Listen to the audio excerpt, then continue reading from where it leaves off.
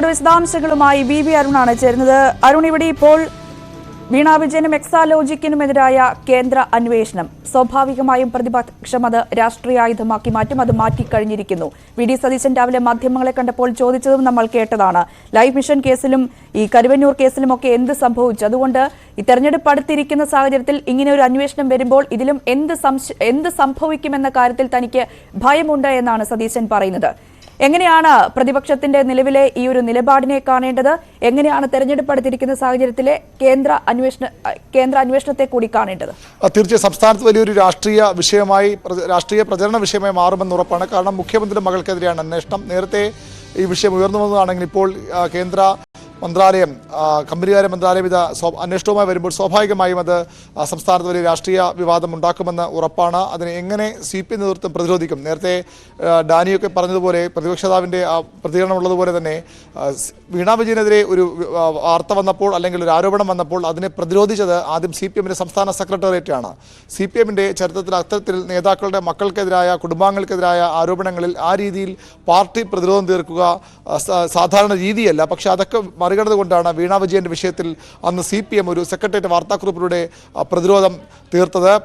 അതിനുശേഷം പിന്നീട് നേതാക്കളൊക്കെ വിഷയത്തിൽ പ്രതികരിക്കുകയും ചെയ്തു. മുഖ്യമന്ത്രി നിയമസഭയിൽ ഒരുപാട് വൈകിയാണെങ്കിലും നിയമസഭയിൽ മുഖ്യമന്ത്രി പിണറായി വിജയനും ആ വിഷയത്തിലെ നിലപാട് വ്യക്തമാക്കി. അതിനുശേഷം പ്രശ്നങ്ങൾ അവസാനിച്ചു എന്ന് കരുതിയിരിക്കുമ്പോഴാണ് വീണ്ടും ഈ അന്വേഷണം, കേന്ദ്ര ഏജൻസിയുടെ അന്വേഷണം ഉണ്ടാകുന്നത്. സ്വാഭാവികമായും CPMനെ പ്രതിരോധത്തിലാക്കുന്ന ഒരു കാര്യമായത് മാറുമെന്ന് ഉറപ്പാണ്. CPM നേതൃത്വം നേരത്തെ പോലെ വീണ്ടും വീണയെ സപ്പോർട്ട് ചെയ്യാൻ അല്ലെങ്കിൽ അതിൽ പ്രതിരോധ രംഗത്തെത്താനുള്ള സാധ്യത കുറവാണ്. പക്ഷേ അന്വേഷണം നടക്കട്ടെ, അന്വേഷണത്തിന് ശേഷം കാര്യങ്ങൾ തെളിയട്ടെ എന്നൊരു നിലപാടാകും. ഇതിലൊന്നും ഒളിക്കാനും മറയ്ക്കാനുമുള്ള നിലപാടാണ് മുഖ്യമന്ത്രിയും അദ്ദേഹത്തിൻ്റെ കുടുംബവും ഒക്കെ ആദ്യഘട്ടം മുതൽ സ്വീകരിക്കുന്നത്. അതുകൊണ്ട് തന്നെ ഈ അന്വേഷണത്തെ അവർ ആ രീതിയിൽ നടക്കട്ടെ, രാഷ്ട്രീയ പ്രേരിതമെന്ന് പറഞ്ഞ് CPM പ്രതിരോധിക്കാൻ എത്തുമെന്ന് വ്യക്തമല്ല. ഏതായാലും CPMന്റെ സംസ്ഥാന സമിതി യോഗം തിരുവനന്തപുരത്ത് നടക്കുകയാണ്. ഇന്നും നാളെയും സംസ്ഥാന സമിതി ചേരും. അതുകൊണ്ട് ആ യോഗങ്ങളിൽ ഈ വിഷയം ചർച്ചയ്ക്ക് വരാൻ സാധ്യതയില്ലെങ്കിലും ഇത്തരം വിവാദം ഉയർന്ന സാഹചര്യത്തിൽ അതിൽ എന്തെങ്കിലും മറുപടി പറയാൻ CPM തീരുമാനിച്ചാൽ അത് വൈകാതെ ഉണ്ടാകും.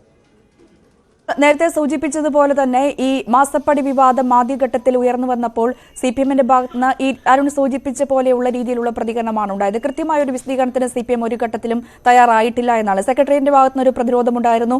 ഒപ്പം തന്നെ പല നേതാക്കളും മുഖ്യമന്ത്രി സഭയിലും വ്യക്തമാക്കിയ കാര്യങ്ങൾ, പല കാര്യങ്ങളും മുഖ്യമന്ത്രിയോട് പിന്നീട് മാധ്യമങ്ങൾ ചോദിക്കുമ്പോഴും പറയുന്നത് അവർ നോക്കിക്കോളും എന്നാണല്ലോ മുഖ്യമന്ത്രി പറഞ്ഞത്.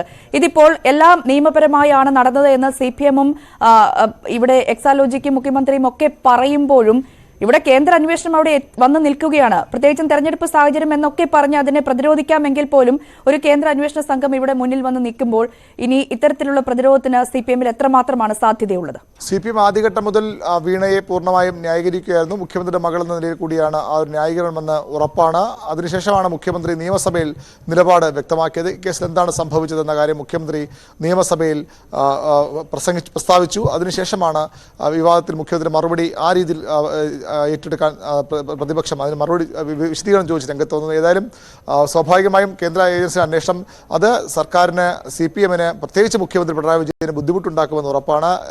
തെരഞ്ഞെടുപ്പ് കാലമാണ്.